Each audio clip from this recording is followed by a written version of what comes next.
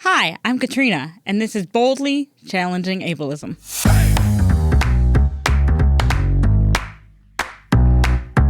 I'm your host, Katrina Simons. I'm the Community Program Specialist at the Institute on Community Integration at the University of Minnesota. This program explores various topics that impact people with disabilities in our community. Each episode addresses a different aspect of our society within the context of ableism. Ableism is the prejudice that stems from the belief or belief system that assumes someone is less capable or less worthy because of a real or perceived difference in ability or function. On this program, we hope to answer some questions you may have been afraid to ask, or maybe some you didn't even know you had. Thanks for joining us. I hope you enjoy the conversation.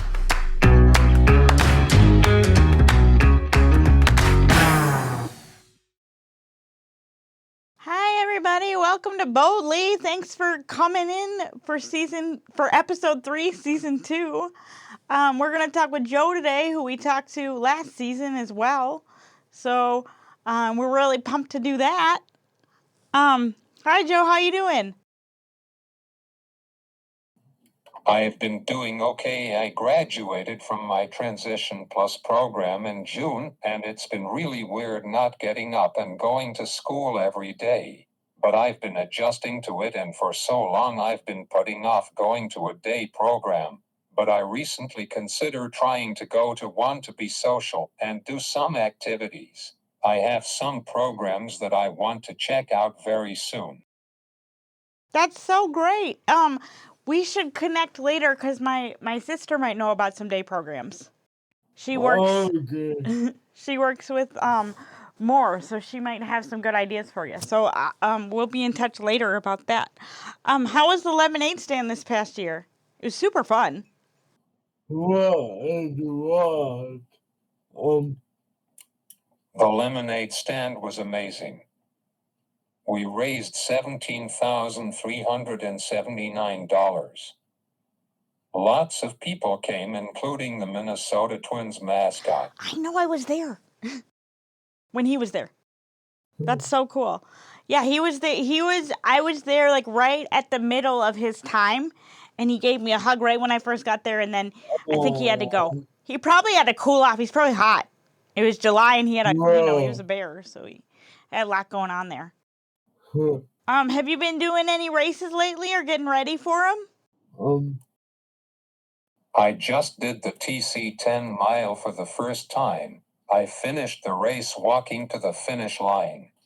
Yeah, that was so cool. I saw it on Facebook and I was like, "Oh, I love that shot. That should be like a national shot for something." We'll have to figure out somewhere where you can be like a model for it and do that. You've recently been posting a lot on Facebook about your mental health journey. Can you share with us a little bit about that? There have been really dark and heavy moments in my journey.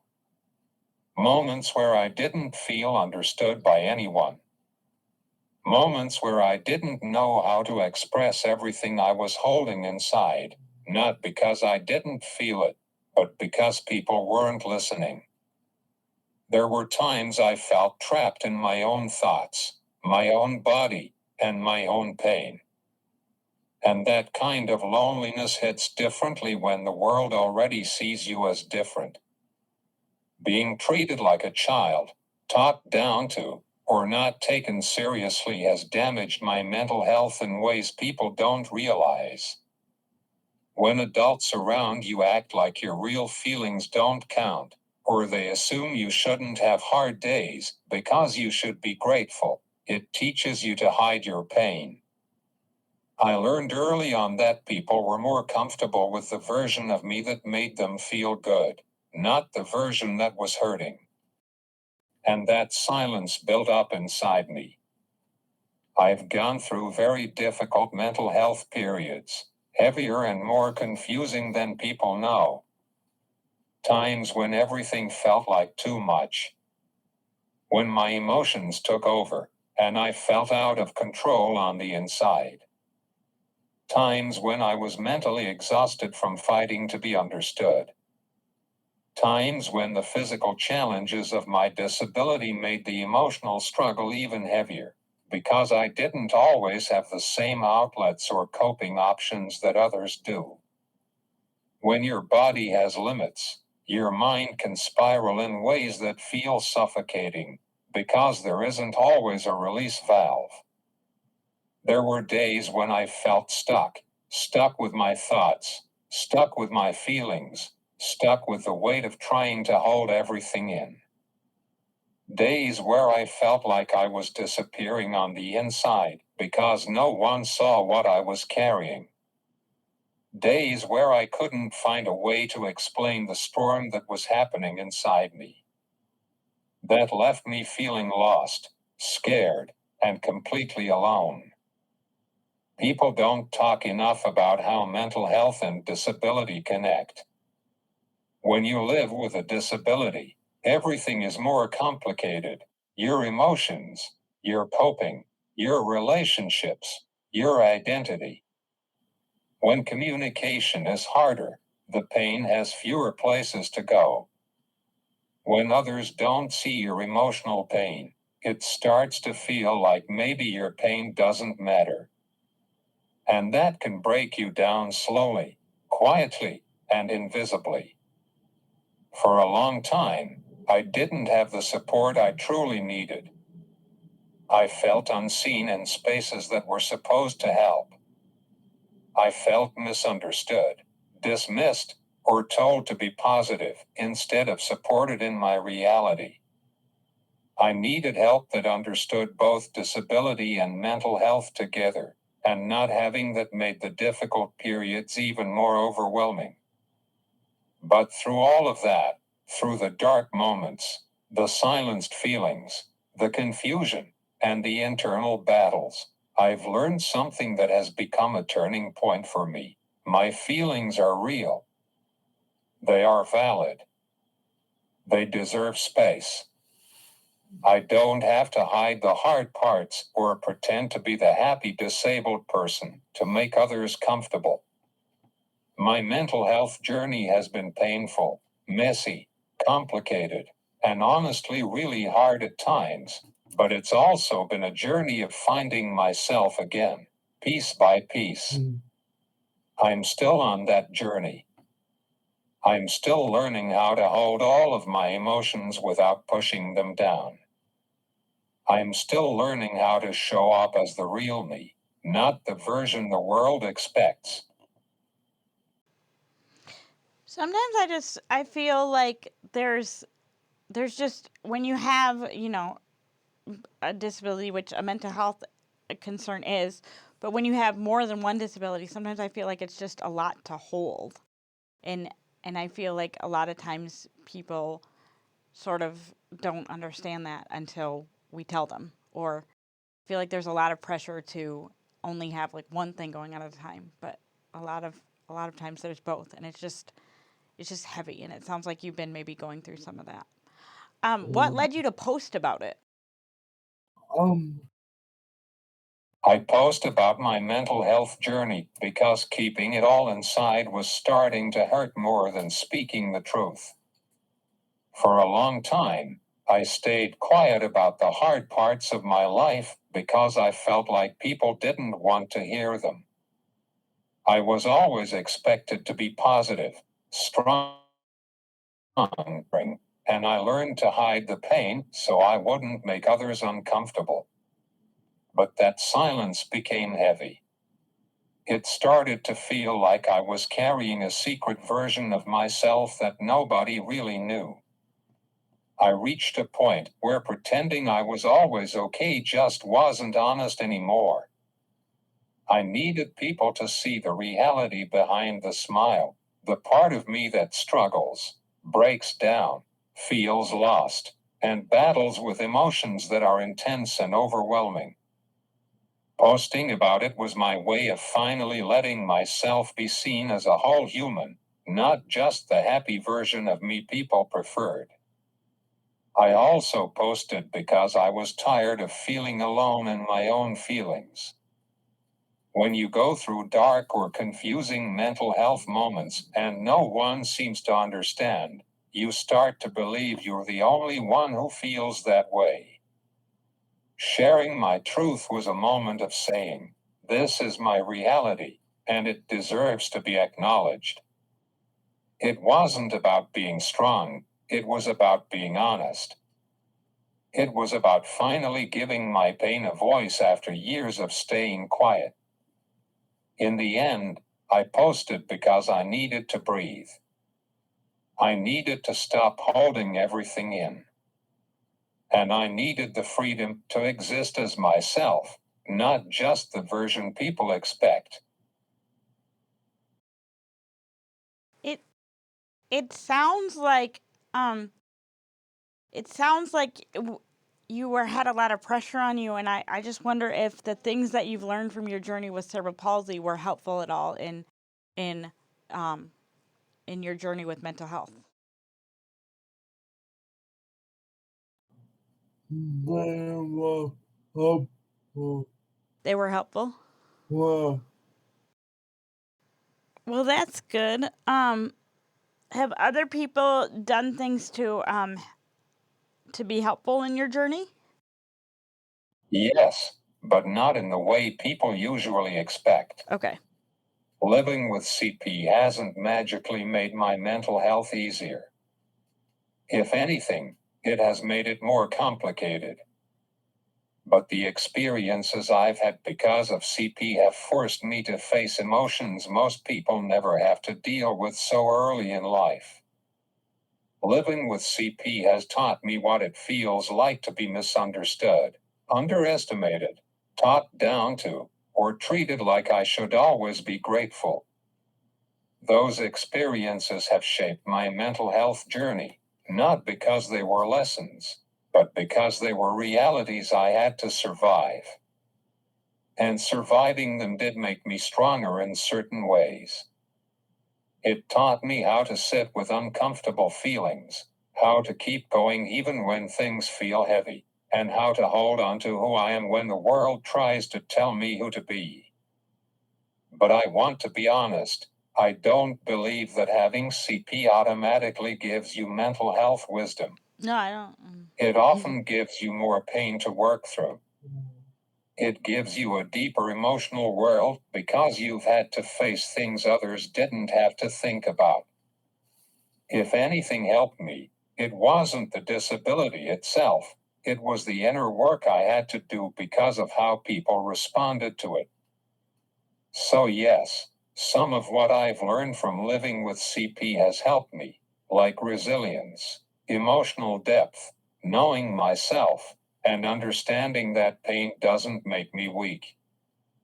But it didn't come from a place of CP as a gift. It came from struggle, from hurt, from having to grow up emotionally in ways most people never see. Mm-hmm. And what have other people done that has been helpful to you?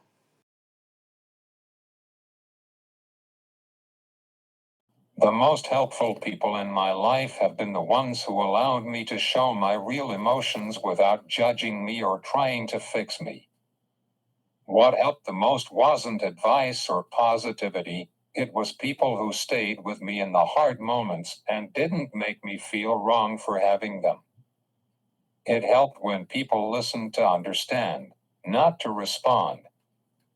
When someone actually sat with me, looked at me as a full human, and tried to get how I was feeling, that made a difference. Being heard and believed matters more than people realize. It helped when people talked to me like an adult, respected my feelings, and didn't shrink them down or brush them off. When someone said things like, "Your feelings make sense," or "I'm here with you," it made me feel seen instead of alone. It helped when people didn't expect me to always be strong or happy. The people who gave me permission to have bad days, to cry, to be overwhelmed, or to just not be okay, they helped my mental health more than any motivational quote ever could. And it helped when people showed up consistently. Not just one time when things were dramatic, but in the quiet days after. People who checked in, who remembered, who didn't disappear when things got heavy, those are the ones who helped me heal. The truth is, The most helpful thing others have done is accept all of me, not just the cheerful or inspiring parts, but the messy, emotional, complicated parts too. I I feel like sometimes like the greatest gift we can give ourselves is to be authentic and to not cover up all those messy parts. And I feel like learning that is like a really important part of growing up, and Whoa. it comes at different times for everybody. It's Yeah. really dark. Yeah. You've recently also been posting a lot about your journey with the Christian faith. When did that start? My journey with God grew throughout my struggling. It formed in the middle of the emotional weight I was carrying, when my mind felt crowded with thoughts that wouldn't slow down and feelings that didn't have a place to go. It grew during the times when life felt confusing and heavy on the inside, even when I looked fine on the outside. I didn't have a map for it. I didn't have the right words. It grew simply because I needed somewhere to the pain I had been holding in for so long. I needed something steady to hold on to when everything inside felt like it was falling apart. There were days when I woke up with a heaviness sitting on my chest that stayed with me through the whole day. Days when my thoughts were spinning so fast that I couldn't catch a single calm moment.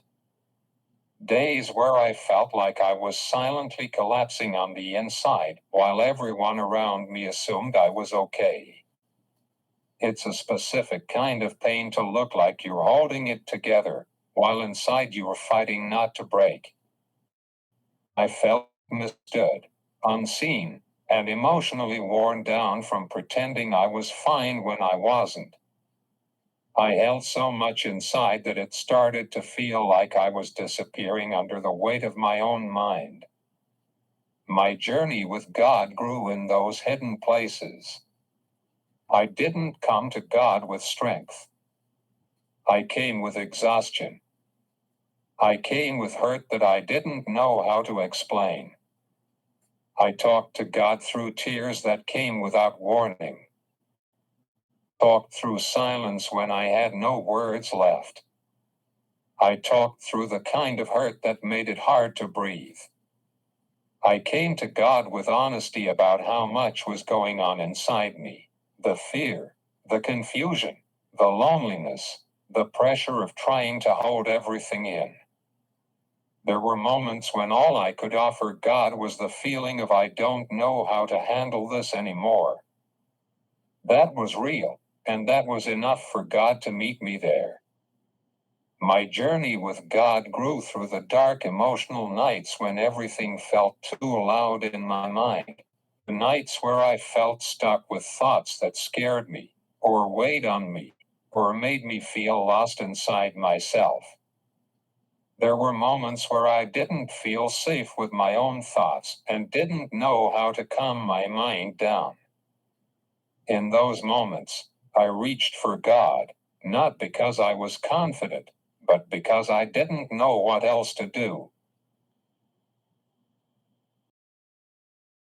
It sounds like you found a really strong faith in all of this and that you feel very supported by your faith. What led you to post about it? I started being more open about my connection with God because there came a time when staying quiet about it felt like I was hiding the most real part of what was helping me stay alive on the inside. For a long time, my relationship with God was something I kept to myself. It wasn't something I talked about, not because it wasn't real, but because it was tender, personal, and growing inside places of hurt that I wasn't ready to show anyone. God was with me in moments nobody knew about, the moments when my mind felt heavy and my heart felt too full of things I didn't know how to say. It was private because it was the only place I felt safe enough to be fully honest. But there was another reason I stayed quiet for so long. I was scared. I was scared people wouldn't understand. Scared they would judge me, think differently of me, or twist what God meant to me into something it wasn't. I was scared that if I spoke about God, people would assume things, label me, or turn it into something strict, forced, or religious, when that wasn't my story at all. God came into my life in the middle of my pain, not through rules or routines, and I didn't want anyone to ruin something that was personal and healing for me. I was afraid of being misunderstood in a part of my life that felt too important to let others damage with their opinions. I was also afraid of people acting like I was trying to be perfect or pretending I had everything figured out. The truth was the complete opposite. I turned to God because I was falling apart inside, not because I had my life together.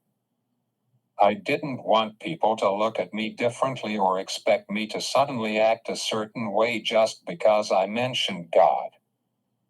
I was still struggling. I was still hurting. I was still trying to understand what was happening inside me. Talking about God felt too vulnerable, like handing someone a piece of my heart and hoping they wouldn't drop it. But as time passed, something inside me started to change. I began to feel the difference between how I used to face my internal battles alone and how I faced them with God beside me. I noticed I wasn't breaking in the same way anymore. The darkness that once swallowed me whole didn't pull me under as fast. The emotions that used to take over began to have moments of peace in between. The thoughts that once terrified me didn't control me as strongly. And I knew that change wasn't coming from me trying harder. It wasn't coming from others suddenly understanding me. It was coming from God quietly working inside my heart and mind in ways I couldn't explain to anyone. We live in very heavy times right now, and your answers are reflecting that. What do you do to stay grounded? What helps me stay grounded in these scary times is God, over and over again. God. Well, it sounds like you found a really solid support in your faith, and we're happy to hear that you found a solid support in this kind of challenging time of life where you're kind of looking where to go next. Um, I hope that you find a day program that suits you, that you like going to, and that you really find that socialization that you are looking for.